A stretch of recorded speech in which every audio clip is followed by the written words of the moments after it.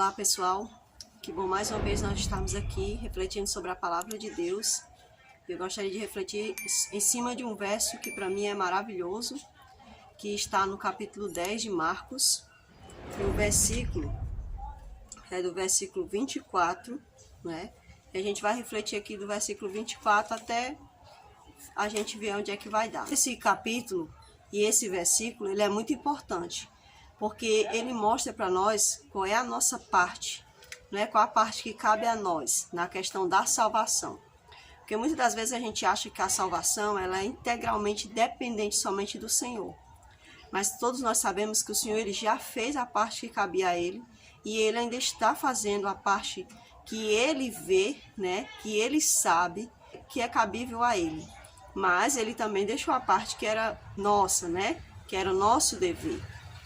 E é muito interessante, porque isso vai nos mostrar que na obra da salvação é uma obra conjunta. Aquela parte que o Senhor, só Ele podia fazer, Ele já fez. Que foi morrer na cruz, foi nos doar da sua vida eterna, porque Ele morreu para que nós tivéssemos vida eterna. Nós não tínhamos mais vida, né? A nossa vida acabou lá no Éden, através ali da desobediência dos nossos primeiros pais. Então, o Senhor, com a sua misericórdia, a única coisa que Ele tinha a fazer era nos dar da sua vida eterna. Então, é por isso que Ele se tornou um conosco, porque Ele nos doou da sua vida eterna. Assim como quando alguém doa o sangue para o outro, aquele sangue que pertence a alguém vai correr dentro das veias da outra pessoa, assim também Jesus fez conosco. Por isso que tem uma passagem na Bíblia que fala que nós somos enxertados, ou seja, é uma árvore, né, foi cortada, né, a gente sabe disso, e aí Ele enxertou essas árvores, esses tocos que não serviam mais para nada, que somos nós, né? Então ele enxertou nele. E assim nós passamos a ter mais vida, ou seja, ter a verdadeira vida, a vida eterna. Porque nós não tínhamos mais vida. A partir do pecado, nós perdemos a vida. Passamos agora a viver e morrer. Era só isso que nos restava. Mas Jesus veio e nos enxertou nele, né? E assim nós passamos a ter vida, e vida em abundância, como diz a palavra do Senhor. Então vamos ler aqui o capítulo 10 de Marcos, e o versículo é o 24, que diz assim, fala assim para nós: E Jesus, vendo-o assim triste, disse: Quão dificilmente entrarão no reino de Deus os que têm riquezas, porque é mais fácil passar um camelo pelo fundo de uma agulha do que entrar um rico no reino de Deus. Então a gente sabe que esse texto aqui, ele está se referindo, né, ao contexto, né, onde fala da história do jovem rico, que ele chegou, falou com Jesus, né, o que é que ele tinha que fazer para herdar a vida eterna. Aí Jesus perguntou a ele: você conhece os mandamentos? Ele disse: sim, eu conheço os mandamentos. Aí Jesus repetiu para ele os mandamentos, né? Você tem certeza que você conhece os mandamentos? Era como se ele quisesse dizer assim, né? Você tem certeza que você conhece os mandamentos? Aqueles. Aí ele começa a falar. Aí ele disse: sim, Senhor, esses mandamentos eu conheço, eu já guardo eles desde a minha juventude. Então ele vai, ele sabe, né, os mandamentos. E aí o Senhor diz assim para ele: mas ainda te falta uma coisa. Vai, vende tudo o que tens e reparte com os pobres. Então ele ficou triste. E Jesus, a palavra do Senhor diz, né, a própria palavra dele diz que Jesus olhou para aquele jovem com amor. Por que Jesus olhou para ele com amor? Porque Jesus viu que aquele jovem ainda não estava totalmente dado a ele. Jesus olhou para ele com amor. Jesus também olhou para ele com tristeza, porque o Senhor sabia que aquilo estava pondo em risco a sua vida eterna. Porque foi isso que ele foi atrás, de saber se a vida eterna dele já estava garantida. Mas quando o Senhor falou com ele, o Senhor deixou claro que a vida eterna dele, infelizmente, não estava garantida, porque ainda faltava uma coisa, faltava ele se desprender. Muitas das vezes eu vejo pessoas muito focadas, eu só vou ser alguém se eu tiver uma faculdade, eu só vou ser alguém se eu tiver uma empresa, uma empresa grande, eu só vou ser alguém se eu for alguém famoso, né? Eu só vou ser importante se eu tiver todas as pessoas como amigo. Então, às vezes a gente coloca em pessoas ou em coisas a nossa felicidade, a nossa alegria. E nós sabemos que não existe alegria nem felicidade plena em nada nesse mundo e nem em ninguém. por mais que eu ame meu esposo, por mais que ele me ame, eu sei que ele não é a essência da minha felicidade. E ele também sabe que eu não sou a essência da felicidade dele. Temos consciência de que o nosso Deus é sim a nossa essência, né? Então, o que é que a gente tira aqui? Uma coisa o Espírito Santo tem sempre me mostrado. Olha, você estudar, você trabalhar, tudo isso é bom pra gente. É ótimo, porque isso faz com que a nossa mente trabalhe, espaireça, né? A gente possa conseguir o nosso pão de cada dia, né? As nossas necessidades da nossa família, mas nós não podemos pôr a nossa esperança nessas coisas, porque essas coisas são passageiras. Tanto elas são passageiras, como a gente é passageiro aqui nessa terra, né? Tanto essas coisas se vão, como a gente também se vai. Porque assim como elas se desgastam, nós também morremos. Então, como é que eu vou botar a minha esperança, o foco da minha vida nessas coisas? Quando Jesus fala para aquele jovem, é porque o Senhor sabe que o foco da vida dele era sim o recurso material. Eu não sei se ele gostava da fama, se ele gostava de comprar as pessoas, né, de manipular, eu não sei o real sentido que Jesus estava questionando com ele. Mas eu sei que havia um apego aos bens materiais na vida daquele jovem, né? E esse apego fazia com que ele não visse os outros. Veja que Jesus focou nos mandamentos que falavam justamente sobre as pessoas, sobre o próximo, né? Então, quando o Senhor diz, vai e vem tudo que tem, dá aos pobres, era porque ele realmente não estava, né, amando o seu próximo naquilo que era necessário. Talvez ele não enxergasse o seu próximo na sua necessidade, né? Porque às vezes a gente acha que enxerga o outro, mas às vezes a gente não enxerga. Então, o que acontece? Às vezes eu vejo pessoas colocando a sua esperança nas coisas, mas as coisas elas são passageiras. Veja, a gente viu ali na Venezuela, quantas pessoas que tinham estudo e tudo mais, através dessa situação que passaram na Venezuela, esse golpe político que houve lá, as pessoas tiveram que abandonar seu país, suas origens, né, e passaram aí para outros lugares. Pessoas que tinham estudo, tinha gente, sabe? As pessoas, elas passaram a viver ali, tinha gente que era médico e estava trabalhando aqui num mercantil aqui no Brasil, né? Então a gente vê que a gente não tem como colocar o nosso coração nas coisas. Aí você vê ali o Haiti, né? Tantas pessoas que sofreram aquele terremoto, depois veio o furacão, né? E ali acabou com as coisas das pessoas. Então você vê que as coisas ficaram de uma forma inviabilizadas, né? Para que eles tivessem acesso às suas coisas, sua casa, né? Seus bens. Então a gente vê que as coisas elas são passageiras. Tem até uma passagem na palavra de Deus que o Senhor conta, né? Aquela passagem do homem que fica estoquando tudo no celeiro. Aí o Senhor disse, hoje tua alma será tomada, né? Então assim, muitas vezes o foco é nessas coisas, né? Então a gente vem para essa passagem aqui do jovem rico, onde ele chega e diz, bom mestre, né? O Senhor disse, por que me chamas de bom mestre, né? Porque o Senhor reconheceu que ele estava vendo um homem. Jesus queria que ele não visse o homem, Jesus queria que ele visse o Senhor, o Messias, né? E então Jesus disse, olha, o homem não é bom, meu filho. Bom mesmo é só o Pai, é só Deus. Você está olhando para mim como homem, mas eu queria que você olhasse para mim como Deus, como enviado, o Messias, o Cristo da tua vida, né? Então, muitas vezes, a gente também age como aquele jovem rico. Porque é muito fácil a gente olhar para a vida lá do passado e achar que é só o outro lado do passado. E nós, muitas vezes, fazemos estas mesmas coisas, né? Nós botamos o nosso coração nas coisas, muitas das vezes, nós não reconhecemos o Senhor como o Senhor de nossas vidas, né?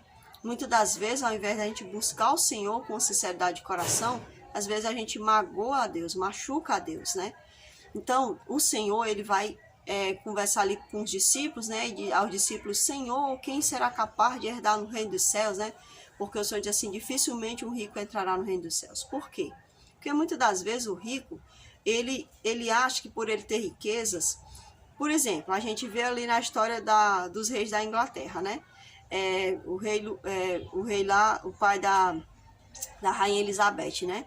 E ele tinha uma esposa, queria casar com outra, então ele manda lá matar, inventa uma história para poder deixar a mulher dele.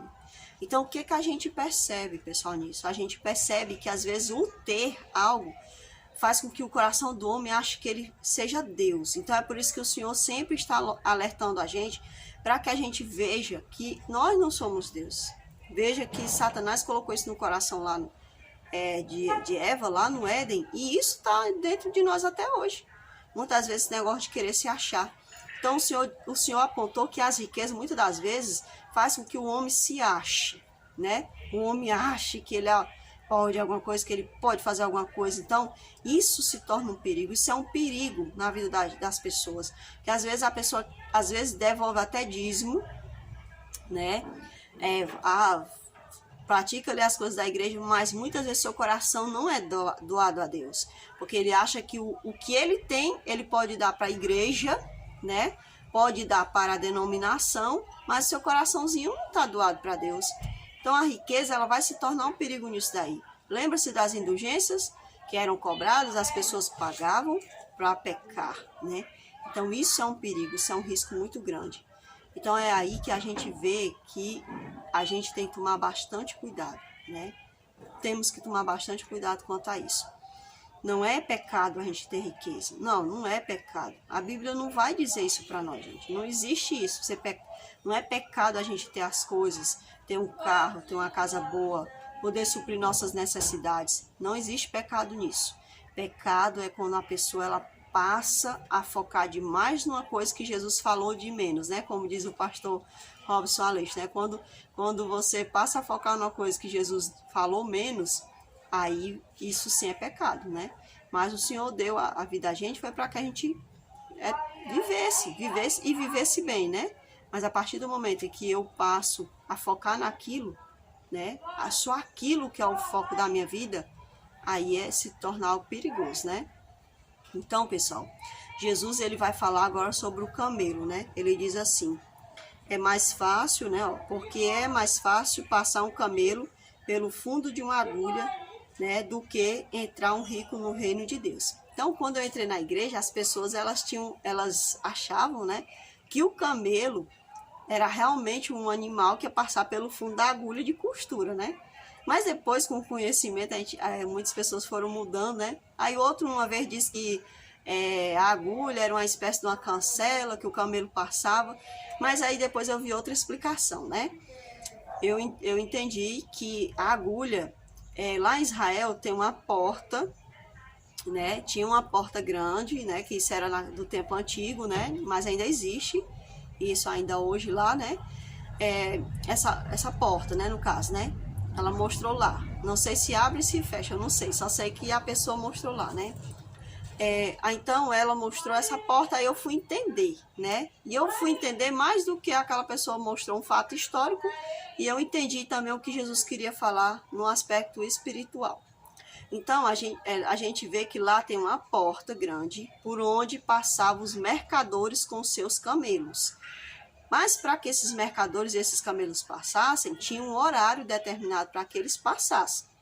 No caso, se alguém chegasse atrasado daquele horário, abria-se apenas uma portinha que se chamava agulha, né? Ou seja, era a porta grande, mas tinha uma portinha, porque a porta maior já tinha sido fechada. Então, o camelo, a gente sabe que é um animal grande, né, pessoal? Um animal bem grande, né?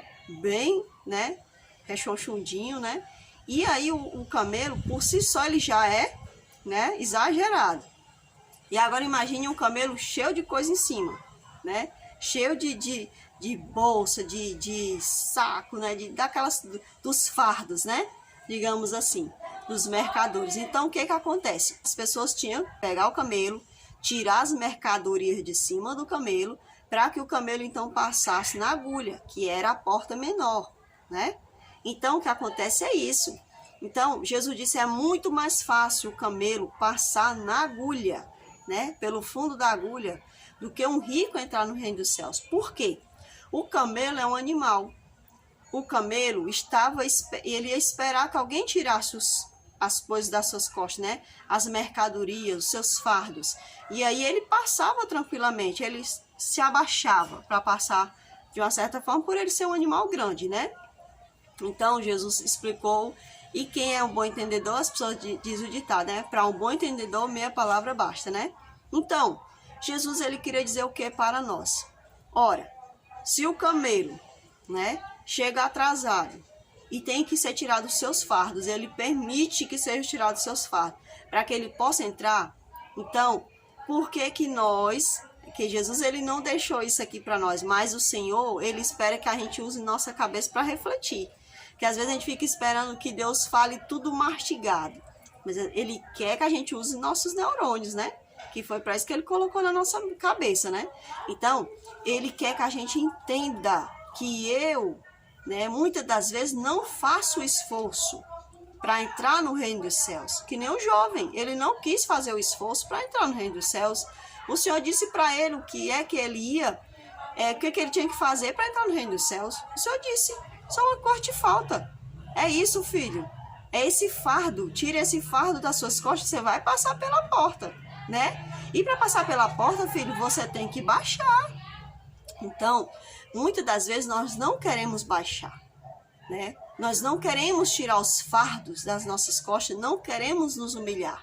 E Jesus, ele sabe que para a gente entrar no céu, a gente tem que permitir ele tirar os fardos. Por isso que em Mateus 11, verso 28, Jesus ele vai dizer para nós o seguinte, olha, vinde a mim, todos que estáis cansados e sobrecarregados, e eu vos aliviarei. Tomai sobre vós o meu jugo e aprendei de mim, porque sou manso e humilde de coração, e achareis descanso para a vossa alma, porque o meu jugo é suave e o meu fardo é leve. Então, o Senhor Jesus, ele quer trocar conosco o fardo da gente com o fardo dele, porque o fardo dele é suportável.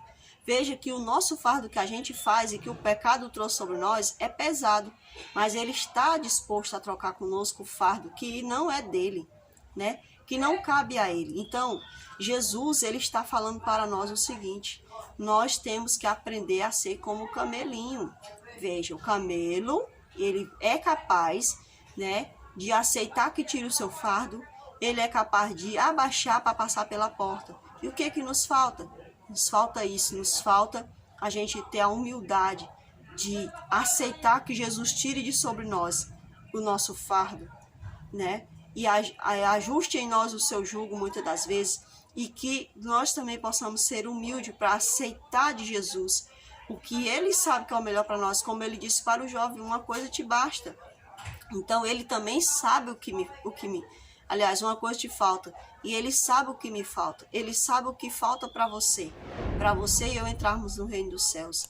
Então o que acontece é que nós muitas das vezes não queremos nos sujeitar ao Senhor, não queremos fazer a nossa parte, porque na obra da salvação é um trabalho conjunto entre mim e o Espírito Santo, entre você e o Espírito Santo. O Espírito Santo, ele está disposto a trabalhar em mim e você, mas muitas das vezes eu e você não estamos cooperando com o trabalho dele, né? Então, Jesus, né, ele já nos disse tudo o que era necessário para entrarmos no reino dos céus. O que nos falta, né? O que está faltando em nós para aceitarmos o ensinamento dele.